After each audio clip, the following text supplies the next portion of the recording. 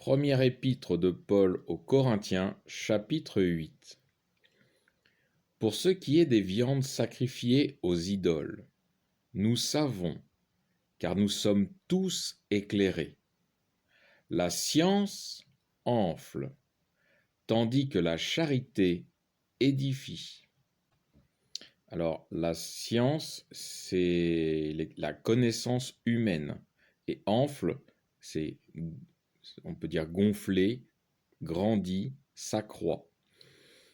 Et la charité qui édifie, c'est aujourd'hui appelé l'amour. La charité, ils ont transformé, ils appellent ça l'amour. Et donc ça construit, ça bâtit et ça crée. Je poursuis verset 2.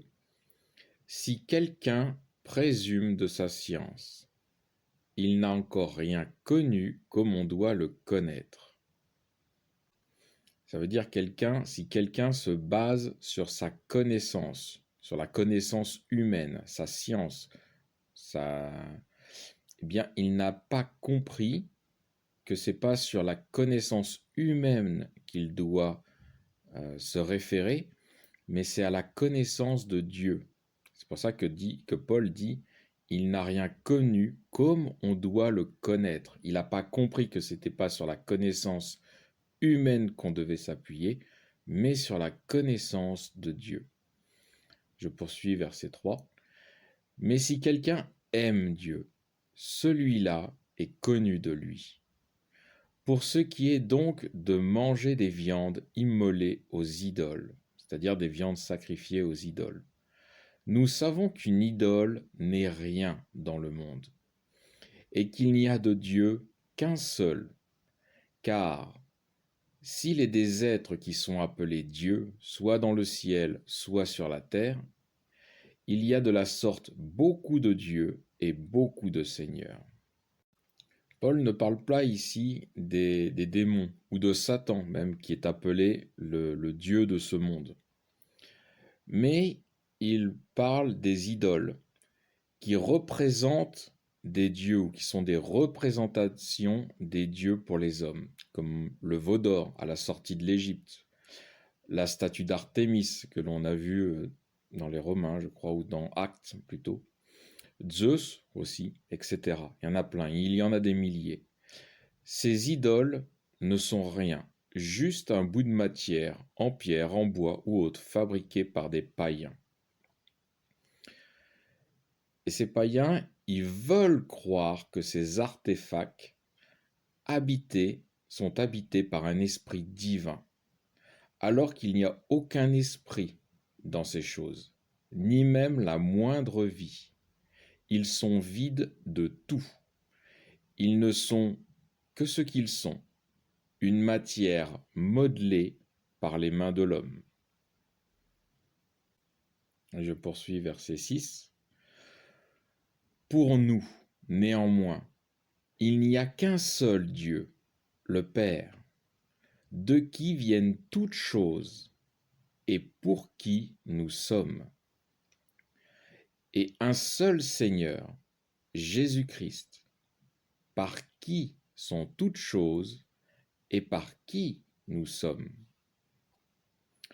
Paul dit que nous qui avons reçu la connaissance de Dieu, tout comme les Juifs ont cette connaissance également, nous savons qu'il n'y a qu'un seul Dieu, qui est le Père, le Créateur de toutes choses, et Christ, son Fils, par qui Dieu a conçu toutes choses. Je poursuis au verset 7. Mais tous n'ont pas cette connaissance. Quelques-uns, il parle des chrétiens là, mais tous n'ont pas cette connaissance. Quelques-uns, conservant encore leurs anciennes manières d'envisager l'idole, mangent de ces viandes comme ayant été immolées à une idole, et leur conscience, qui est faible, se trouve souillée. Un aliment n'est pas chose qui nous recommande à Dieu. Si nous en mangeons, nous n'avons rien de plus. Si nous n'en mangeons pas, nous n'avons rien de moins. Toutefois, prenez garde que cette liberté dont vous jouissez ne devienne une occasion de chute pour les faibles. Car si quelqu'un te voit, toi qui es un homme éclairé, assis à table dans un temple d'idoles, sa conscience, donc à celui qui est faible, ne le portera-t-elle pas à manger des viandes immolées aux idoles? Et ainsi se perd le faible par ta science, donc par ta connaissance. Toi, tu sais que tu peux manger ça parce que le sacrifice n'a aucune valeur, mais celui qui est faible croit que l'idole a une valeur et que la viande sacrifiée est quelque chose pour cette idole. Je poursuis. Ce frère pour lequel le Christ est mort, en péchant de la sorte contre vos frères et en violentant leur conscience encore faible, vous péchez contre le Christ.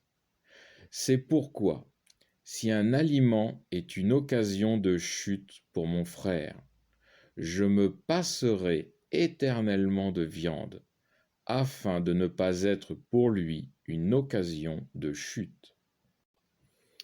Pour l'explication du reste de ce chapitre, vous pouvez réécouter la vidéo que j'ai faite de Romains chapitre 14, qui traite justement des viandes aux idoles et pourquoi il y a un risque de chute pour le faible.